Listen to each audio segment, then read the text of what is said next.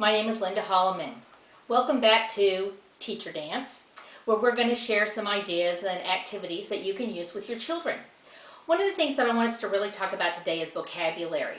That is one of the things that we definitely work on in our classroom with our children because it enhances their writing, understanding, and I just want to share with you some books that you can use and some ideas that you can use to really enhance that vocabulary in your classroom. This is a little book, Amos and Boris, that I'm sure many of you are familiar with, but it may be brand new for some of you. It was published first in 1971, and yes, it's still in print. Now this is one of the original copies, and on the back of it, it says ages 3 through 8. And I want you to remember that as you are listening to this page. Swimming along, sometimes at great speed, sometimes slowly and leisurely, sometimes resting and exchanging ideas, sometimes stopping to sleep, it took them a week to reach Amos's home shore. During that time, they developed a deep admiration for one another. Boris admired the delicacy, the quivering daintiness, the light touch, the small voice, the gem-like radiance of the mouse.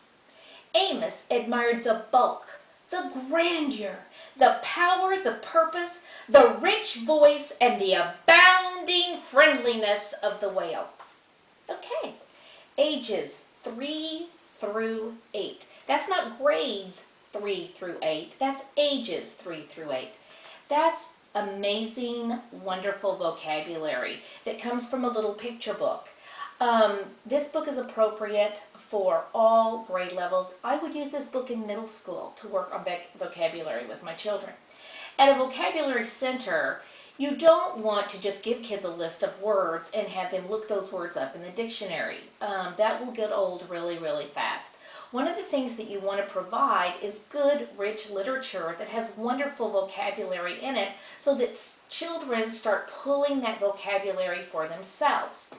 Now, another couple of books that you can use, this one, Fancy Nancy, Accessories, From Accessories to Zany. This is a little alphabet book, and I want to share with you that I was sitting with a group of first graders, and we were going through this book together. And for the letter E, the word is excursion, and the definition is a special trip. Short, sweet, simple. So I said to the kids, do you go to any special places during the school day? And they said, oh yeah, Miss Holliman, we go to specials. We go to specials. We go to art and music, PE. And I said, so then you could, when you leave the class to go to specials, you're going on an excursion? And they go, yeah. And I said, well, are there any other places you go? Well, they go to the library. We go to the library every week. We go to the library. And I said, so would you be taking an excursion to the library? Yeah. I said, where else do you go? Well, we go to the bathroom. I said, do you take an excursion to the bathroom? Yeah. Now, these children now have the word excursion embedded, and here's how I know. 2 days later, my friend Sarah Grant called me and said, did you teach my kids the word excursion? And I said, yes, so I did. And she said, well, thank you very much, because that's all they're talking about. That's what you want to do with kids. You want to get kids excited about language and vocabulary in your classroom. And the way to do that is to use it in your language and in your vocabulary that you're sharing with children. Now the word for the letter F was fiasco. A big flop or disaster. Now as we were just starting to talk about this, one of the kids in the room knocked off their school box, knocked it off their desk, and one of the kids looked at me and said, Miss Holliman, now that was a fiasco. That's a word that they're going to remember. I couldn't have planned it better. I didn't plan it, but I would have if I had really thought about it. Another one that is really good, Big Words for Little People by Jamie Lee Curtis. So all of these we have links to on our blog at Amazon if you're interested in getting any of those. Now, I want that language to be with the children all the time. And I have pieces of flip chart, I have big shaped paper, carrots are, apples are, the ocean is, fall is. Every time we start a unit of study, season, holiday, whatever, I take that opportunity to build that language and vocabulary with my children. I used to have these papers up all over the room, and even I had them on the ceiling, so kids were walking around looking for words up on the ceiling. But then Mr. Fire Marshal got way too much power, and now we can't have all that paper because that would be a bad thing. So I had to think about, how am I going to keep that language and vocabulary available for my children? So I'm always on the lookout for keychains. And we were doing a cowboy theme in our classroom. So these are all of our cowboy words, and I have them on a cowboy boot keychain.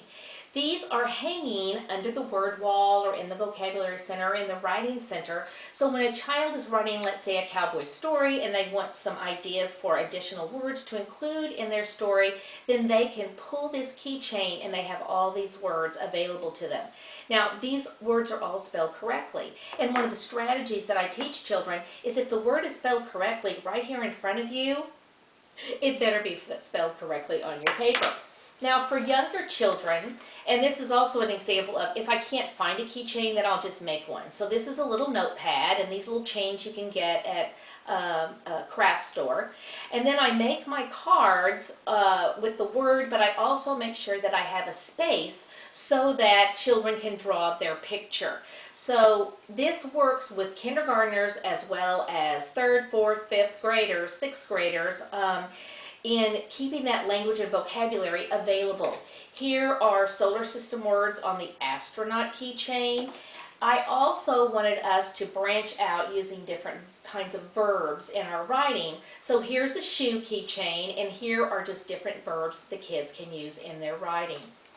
Make language and vocabulary fun for kids. Make it come alive for kids.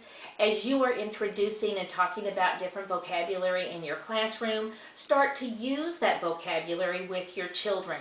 Don't make it an assignment that they just do on a piece of paper, but encourage them to start using that language in the classroom as well. Thanks for being here, and keep on doing the teacher dance.